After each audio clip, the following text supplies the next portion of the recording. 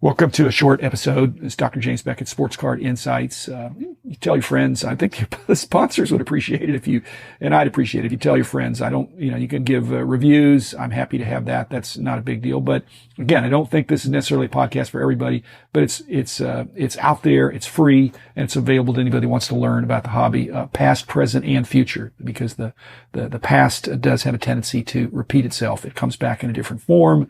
But I can assure you, I've greatly benefited from my decades in this industry of seeing what goes around sometimes comes around. So this, thanks sponsors, Topps Panini Upper Deck, Heritage Auctions, Huggins Scott Auctions, as well as Mike Stadium Sports Cards, Burbank Sports Cards, ComC.com, and Beckett Media, Beckett Grading, Beckett Authentication. Most of those sponsors have been around and they've seen that the hobby has some ebb and flow. And my point today, kind of a shorter weekend episode, is that the hobby is not a balloon. It's probably more like a light with a dimmer switch. And right now, otherwise, if it's a balloon, the balloon is pretty full of air. And if it's a light switch with a dimmer, it's pushed pretty close to the max. You're getting more of a spotlight as opposed to a night light. So it's not faint. It's coming on strong.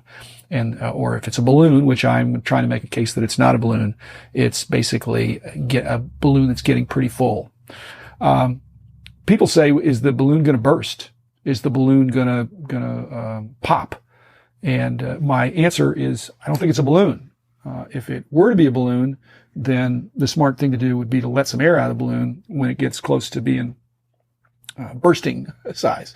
The problem is I think even in the early days, there is no czar of the hobby. There is no commissioner of the hobby. There's no one person or even entity. And no matter how powerful the card companies are or any entities within the industry, there's nobody that can say, hey, hold on, we're going to let some air out of the balloon. The card companies have different competitive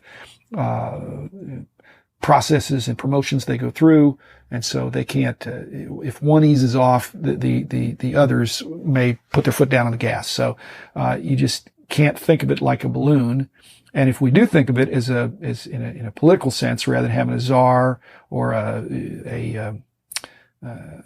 Congress or something, if it is a democracy, it's very loose in the sense of like a community where if the people get together, they can influence it, but it takes a bunch of people to get together to say, you know what, we're not going to pay more every month for the same card because at some point it's going to be unrealistic. And so don't be the last one to say yes, be the one to say no. And you might forego some profits, but nothing goes up forever. And so if the light gets too hot or the balloon gets too big, letting a little air out of it or turning down the temperature or the intensity of the light is better. And so how you do that? I think you got to just say no. I mean, if you apply the analogy to sports tickets, I've had Mavs tickets and they've raised the prices for my Mavs season tickets, Mavericks, when they've had a really, really good season. Obviously they had a low spot for a while there because I've had the season tickets for 30 years. So, there were years where they just held the same price. So, but again, if they were raising the price every year, at some point I'd say, I'm paying this much more for the same thing that was this price the year 2, 3, 5 before. And card collecting, being sports related, can be that same way. At some point, people can say, so if you want to be part of a hobby that doesn't have a balloon sensation of bursting, then using some self-control and restraint to say, here's what I'm willing to pay. And if something gets above that, I'm going to move to something else on my want list. Again, it's the same antidote or a way to fight shill bidding. Shill bidding is only possible when there are max bidders out there that will have top all bids type situations. So if you just say, I'm not going to go to a level that is above what I think.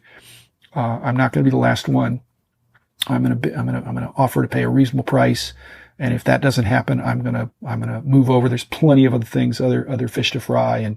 And there's ample number of Grail type cards. So, Pontificating a little bit about, I just have been asked too many times lately, is the hobby is just getting so hot, are you worried that it's going to burst? And I'm not. I think if you turn the clock back 12 years, 20 years, 25 years, 30 years, there have been lulls in the industry. And what happened was that if anything did lose value, it was not the best cards, but they became not saleable.